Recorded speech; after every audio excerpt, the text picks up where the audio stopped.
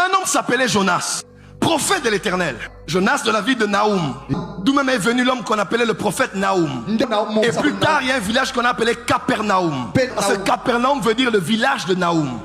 Jonas et Naoum ont prophétisé tous les deux sur la ville de Ninive. Grande ville puissante capitale de la Syrie. Et Ninive était une ville détestée par les Juifs. C'était un peuple idolâtre qui croyait au Dieu et qui tuait les gens de manière très brutale et sanglante. Mais il est arrivé que le peuple souhaitait le jugement de Dieu sur Ninive, n'est pas sûr que Dieu voulait la repentance de cette ville. Et dans les desseins de Dieu, Dieu s'est choisi un prophète appelé Jonas. Dieu dit à Jonas, à Ninive. Et dit à Ninive, dans 3 jours, Ninive ne sera plus. Jonas se lève, au lieu d'aller à Ninive, il va à Tarsis. Nous le savons.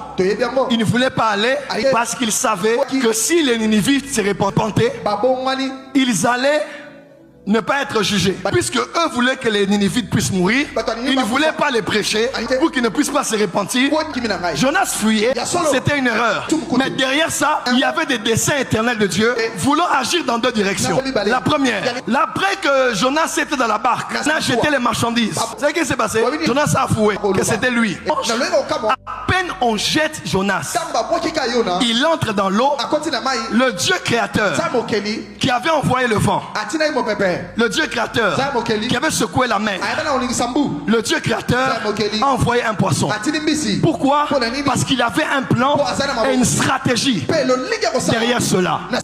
Comment un prophète juif allait convertir toute une ville païenne? Comment un peuple monothéiste représenté par un prophète allait emmener à la conversion un peuple idolâtre qui croit en plusieurs dieux? Comment cela être possible? Et lorsque Jonas est récupéré par le poisson, on connaît tous comment ça s'est passé. Et un bon matin, les Ninivites sont à la plage et ils voient un événement bizarre. Ils voient un gros poisson qui est venu sur le rivage. Il a ouvert sa bouche et il a vomi un homme. Et Jonas sortait du corps du poisson et il a commencé à annoncer. Et il a dit, dans 3 jours, Ninive ne sera plus. Avait-il prêché? Non.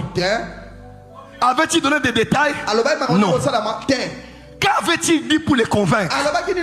Afin que du roi jusqu'à l'enfant qui allait, il puisse jeûner et se repentir.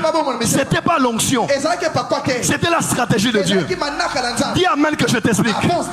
Les Ninivites avaient plusieurs dieux. Un de leurs dieux s'appelait Oan.